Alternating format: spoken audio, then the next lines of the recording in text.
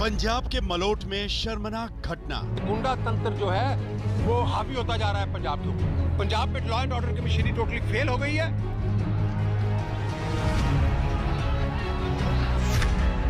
BJP विधायक के साथ सरेआम मारपीट।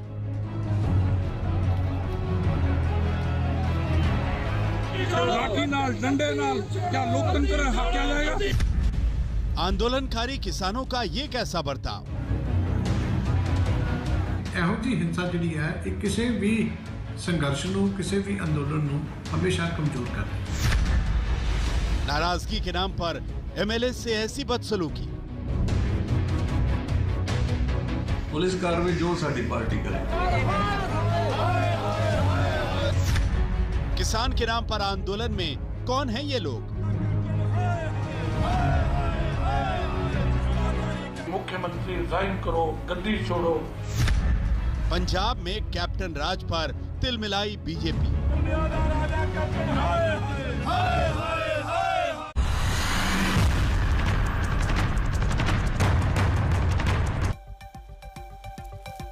विधायक की पिटाई, किसानों की एक कैसी लड़ाई। नमस्कार, हल्ला बोल में आपका स्वागत है। आपके साथ मैं हूं अंजना ओम कश्यप। नए कृषि कानूनों के खिलाफ पिछले कई महीनों से किसान आंदोलन कर रहे हैं, लेकिन पंजाब के मलोट में कल जो कुछ भी हुआ वो आंदोलनकारी किसानों की नीयत पर अब सवाल खड़े कर रहा है। मलोट में प्रेस कॉन्फ्रेंस करने पहुंचे बीजेपी एमएलए के साथ वहां मौजूद लोगों ने न सिर्फ मारपीट की बल्कि उनके कपड़े तक फाड़ दिए। सवाल यह भी है कि आंदोलन और विरोध के नाम पर किसी विधायक पर हाथ छोड़ना कहां तक जायज है। बीजेपी ने राज्यपाल से इसकी शिकायत की है और हम भी पूछते हैं कि विधायक की पिटाई, किसानों की एक कैसी लड़ाई, बहस इसी पर। लेकिन उससे पहले आपको घटना की पूरी रिपोर्ट दिखा देते हैं।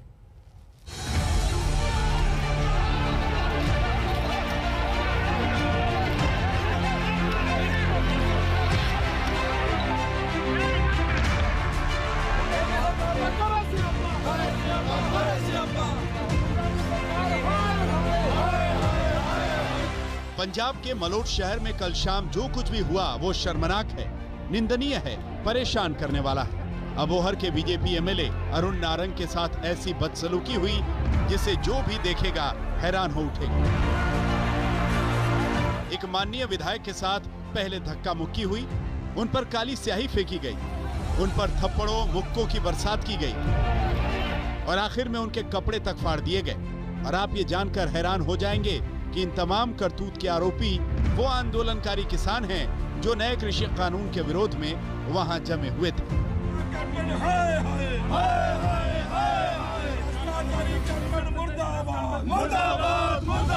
सवाल है कि सरकार का विरोध जायज है, सरकार के कानून का विरोध भी जायज माना जा सकता है, लेकिन जनता के जरिए चुने गए प्रतिनिधि पर हाथ उठाने का अधिकार कानून की किस किताब में है?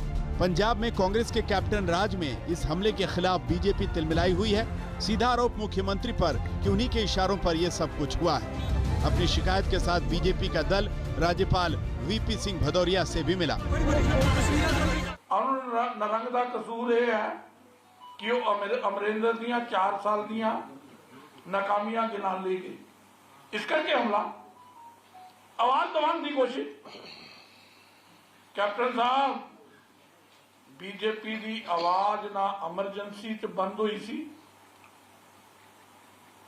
ते ना तुहाडियां गोलियां, लाठियां, डंडे जिहड़े है इस आवाज नूं बंद कर सकते। अबोहर के बीजेपी विधायक की पुलिस के सामने सरेआम पिटाई पर बवाल मचा तो आनन फानन में 250 से ज्यादा लोगों पर अनाम एफआईआर भी दर्ज की गई।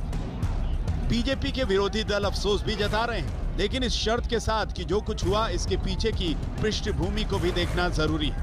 किसान नेताओं ने भी मारपीट की निंदा की, लेकिन शायद मजबूरी के साथ। वो 1-2 लोग उन्हीं उसी विचारधारा के थे।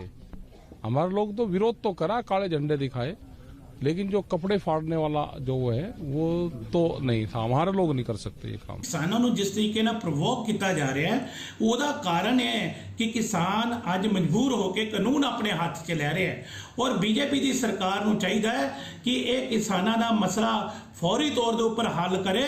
ये कानून व्यवस्था जेकर बिगड़ती है तो ये पिछे सीधा कारण बीजेपी की केंद्र की सरकार है। वजह कोई जो भी बताए, किसान कानूनों में खामियां चाहे जो भी गिनाए, लेकिन अगर किसी जनता के चुने हुए प्रतिनिधि पर हमला होता है, उसके साथ बर्बरता होती है, तो कहीं से ये जायज नहीं ठहराई जा सकती। सवाल उस पुलिस से भी है जिसके सामने ये सब कुछ हुआ, जब उसके पास जानकारी थी कि बीजेपी के एमएलए प्रेस कॉन्फ्रेंस करने वाले हैं। जब वहां पहले से आंदोलनकारी किसानों ने घेराबंदी कर ली थी, तो पूरी व्यवस्था पहले से दुरुस्त क्यों नहीं की गई? क्या आंदोलन के नाम पर किसानों को कुछ भी करने की छूट है? चंडीगढ़ से सत्येंद्र चौहान, मंजीत सहगल और बरनाला से राजेश कुमार के साथ आज तक ब्यूरो।